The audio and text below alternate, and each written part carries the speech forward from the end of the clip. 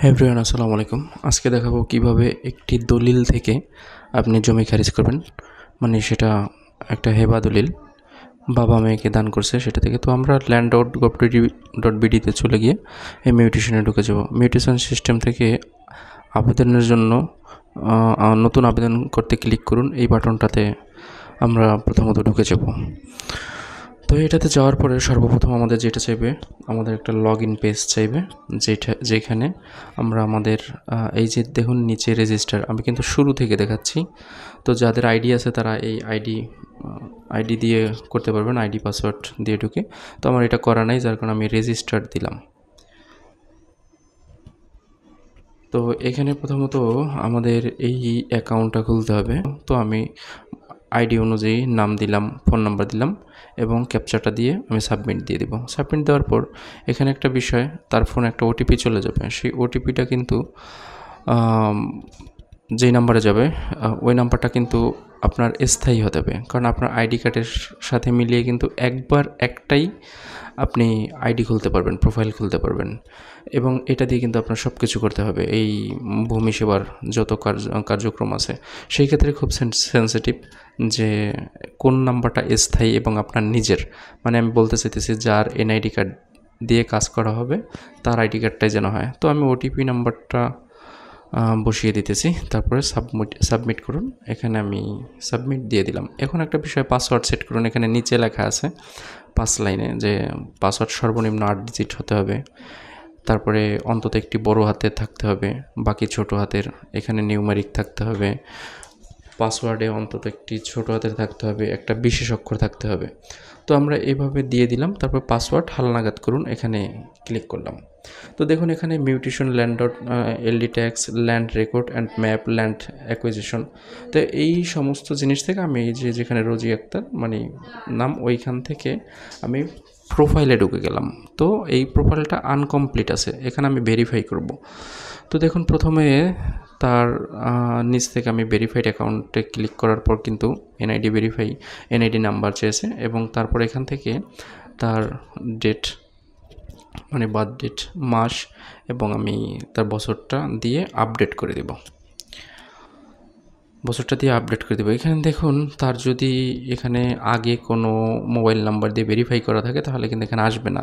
তো এখানে আমরা বুঝতে পারতেছি তার আইডেন্টি ভেরিফাই এর আগে কোনো নাম্বারে হয়নি, এটা সম্পূর্ণই নতুন।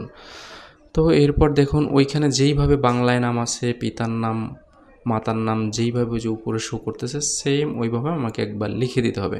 এই জিনিসটা আগে ছিল না, আগে এনআইডি ভেরিফাই করলে কিন্তু হয়ে যেত। যাক, এখন সিস্টেমকে চেঞ্জ, এটা গত বছরের শেষ নাগাদ এরকম সিস্টেম চালু হয়েছে। তো যাই হোক, আমি 3 জনেরই নাম দিলাম, নিজের নাম, পিতা এবং মাতার নাম। দেওয়ার পরে আমরা হালনাগাদ এবং যাচাই এটাতে ক্লিক করে দেব। দেখুন এখানে এনআইডি তথ্যের সামঞ্জস্য না থাকায় হালনাগাদ করা সম্ভব হয়নি, অনুগ্রহ করে সহায়তা নিন। এখানে দেখুন আমার একটা ভুল, এই ভুলটা ধরে বসবে।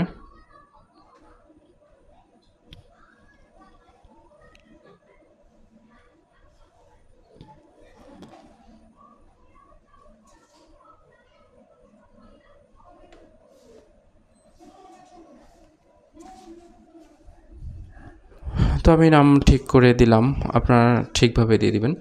যাই হোক, তারপরে এই দেখেন আপডেট প্রোফাইল চাইলে আপডেট করতে পারে। তো আমি হোম বাটন থেকে আবার চলে আসছি মিউটেশনে।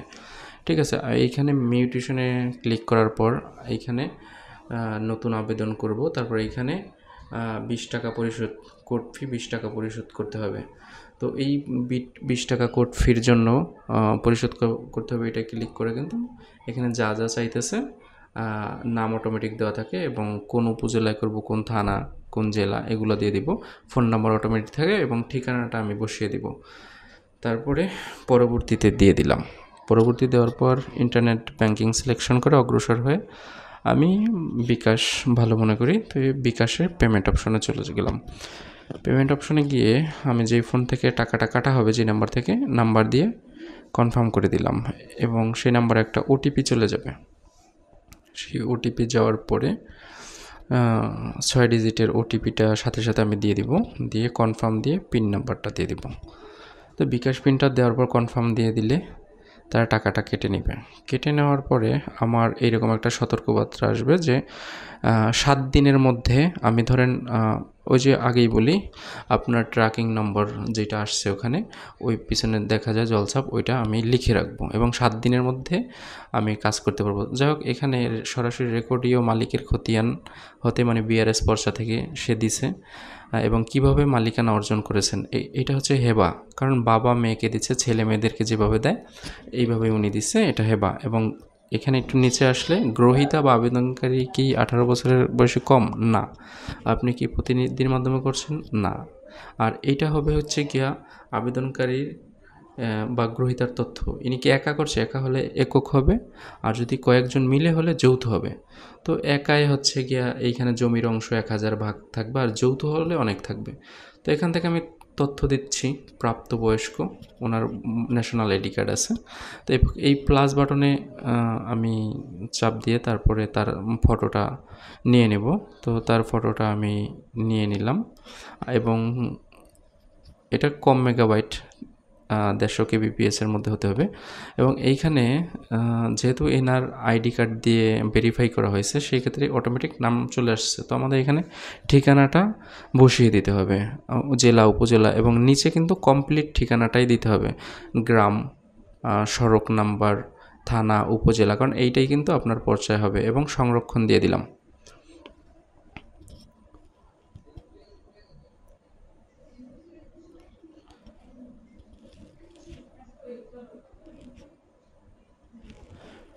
দেখুন, সংরক্ষণে একটু ভুল হয়েছিল, যাই হোক আমি ওখানে টিক মার্ক দিয়ে সামনে চলে গেলাম। এখানে কিন্তু দলিল যুক্তর অপশন আছে। আমার যেহেতু একটা দলিল থেকেই নেওয়া, সেহেতু আমার এই পেজটাতেই হলে হবে। যদি আমি আরও 2টা 3টা 4টা দলিল যোগ করতে চাই, যে একজনের নামেই ধরুন সাপোজ 5টা দলিল থেকে জমি নেওয়া হবে, আপনি নিতে পারবেন, এখানে সমস্যা নেই। সেই ক্ষেত্রে এই প্রথম যেই পেজটা এটা পূরণ করে এরপরে আরেকটা দলিল যুক্তর জন্য এখানে দলিল যুক্ত করুন, ওইটাতে ট্যাপ করতে হবে। তো আমি এখানে তার যেই হেবা দলিলটা, সেই দলিলের নাম্বারটা আমি প্রথমত দিয়ে দিব এবং অবশ্যই নির্ভুলভাবে দিতে হবে। এবং ওইখানে ওই দলিলটা কত তারিখে হয়েছে এখানে কিন্তু লেখা থাকবে, পেজের মাঝখানে স্ট্যাম্পের বা দলিলের মাঝখানে লেখা থাকবে যে কত তারিখের। তো সেই ক্ষেত্রে আমি দলিলের ডেটগুলো বসিয়ে দেব এবং দলিলের মূল্য কত টাকা আসছে আমি সেই দলিলের মূল্যটা দিব। আর একটা জিনিস বলে রাখি, দলিলের পৃষ্ঠা কয়টা সেই পৃষ্ঠাগুলাও ওইখানে দিয়ে দিতে হবে। আর এই দলিল কিন্তু আমার আগে থেকেই স্ক্যান করে লাগবে, আমি ক্যাম স্ক্যানার দিয়ে করি সাধারণত। সাব রেজিস্ট্রার অফিসের নাম এবং দলিল সংযুক্ত করুন, এখানে 1.25 MB প্রতি পেজ হতে হবে। এখানে আর একটা বিষয় আছে, দলিলের মেইন পেজের পিছন সাইডে কিন্তু আপনাকে করতে হবে। সব পেজের পিছন সাইড লাগবে না, মেইন পেজ এবং দ্বিতীয় পেজে থাকবে পিছন সাইড। এবং বরাবর সবগুলাই এরকম প্রথম পেজ করে দেবেন, কিন্তু প্রথমটাই একদম লাগবে, পিছন সাইড লাগবে। এরপর আমি এইভাবে এই বিভাগ এবং মৌজা এসব সিলেক্ট করে সামনে অগ্রসর যদি হই, তাহলে এখানে অটোমেটিক দলিল সিলেক্ট করবে। এখান থেকে আমরা দলিলের জমির তথ্য দিব, জমির তথ্যে দলিল নাম্বারটা এখানে অটোমেটিক আসছে এবং হোল্ডিং নাম্বার। এই হোল্ডিং নাম্বার ওনার পর্চায় যদি না থাকে, তাহলে অবশ্যই এটার একটা খাজনার কপি অ্যারেঞ্জ করে সেখান থেকে আপনাকে জোত নাম্বার সিলেক্ট করতে হবে। জোত আর হোল্ডিং নাম্বার একই। এবং জরিপের নাম কি? জরিপের নাম হচ্ছে বিআরএস রেকর্ডীয় পর্চা থেকে বাবা দিছে। এখন এখানে খতিয়ান নম্বর কোনটা, সেই খতিয়ান নম্বরটা দিয়ে যাচাই করুন। এখানে অনেক কিছু আসতে পারে যে যাচাই হয়নি এই সেই, যাই হোক, তারপরে আমরা খতিয়ান সংযুক্ত করব। তারপর দেখুন এখানে দাগ নম্বর আছে নিচে, তো সে ওই খতিয়ানের কোন দাগ থেকে জমি নিছেন সেই দাগটা আমরা এখানে দিয়ে দিব। অনেক সময় খতিয়ান পাওয়া গেলে এখানে অটোমেটিক চলে আসে যে দাগ এত এত, তো 601। এরপর জমির রেকর্ডীয় শ্রেণী নাল এবং ব্যবহারের ধরনও নাল। অনেক সময় নাল থাকে, ব্যবহারের ধরন আবাসিক হয়ে থাকে। আর নিচে দেখুন একর আছে, শতক আছে, অযুতাংশ আছে, লক্ষাংশ আছে। অবশ্যই আমরা এখানে হচ্ছে 3% একটা জমির আবেদন চলছে, তো 3%-এর ক্ষেত্রে আমরা প্রথম কি করব, এই প্রথম যেই 2টা শূন্যই কেটে দিয়ে আমরা শুধু 3 দিব, 2টা শূন্য কেটে দিয়ে আমরা 3 দিব। আর বাকিগুলো ঠিক আছে দিয়ে সংরক্ষণ দিব। যাই হোক, এরপরে আমাদের এখানে শো করছে যে 3 শতক। যাই হোক, আমাদের আর কোনো জমির তথ্য নাই, যদি থাকে তাহলে আমরা আরও জমির তথ্য যুক্ত করব। ওই সেমভাবে একটা পেজ ওপেন হবে, যে দলিল, তারপরে খতিয়ান নাম্বার, তারপরে হোল্ডিং নাম্বার, এইভাবে। তো এখানে আমার কাজ হচ্ছে এখন দাতা সংযুক্ত করুন।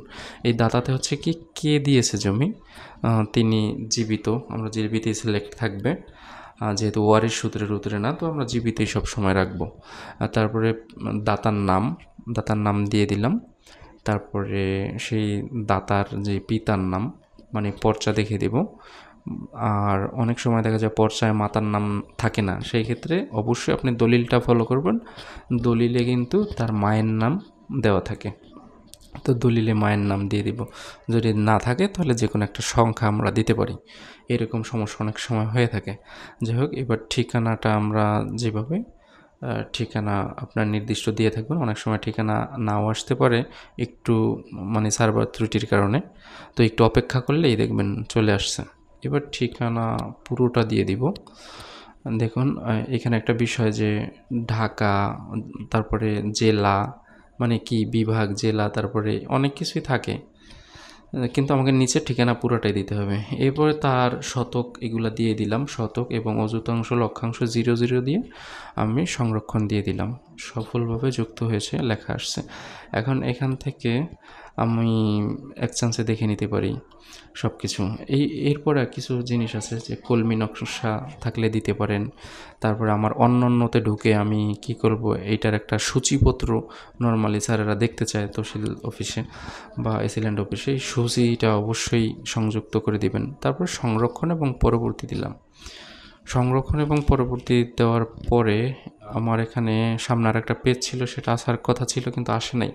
যেহেতু না আসছে, এটা সার্ভারে একটু সমস্যার কারণে আসে নাই, তো আপনাকে আবার পেজের শুরুতে নিয়ে আসবে। সেই ক্ষেত্রে ভয়ের কোনো কারণ নেই, আমি আবার সেই মিউটেশনে ঢুকে যাব। মিউটেশনে ঢোকার পরে দেখুন আমার কিন্তু সেই প্রোফাইলটা লগ ইন আছে, উপরে দেখুন কোনায় লেখা আছে রোজি আক্তার।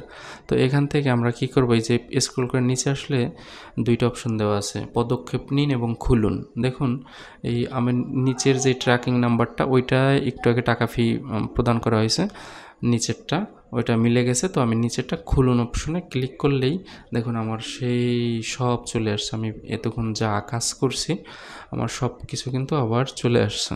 যাক, আমি আর একবার দেখার সুযোগ পাইলাম, আমি সব কিছু দেখলাম, দেখা শেষে যে যা যা আপলোড করছি হয়ে গেছে। এবং সংরক্ষণ এবং পরবর্তীতে দিব, এখানে গ্রহীতার মালিকানার দাবি ও হিস্সা সঠিক আছে কিনা, হ্যাঁ দিব।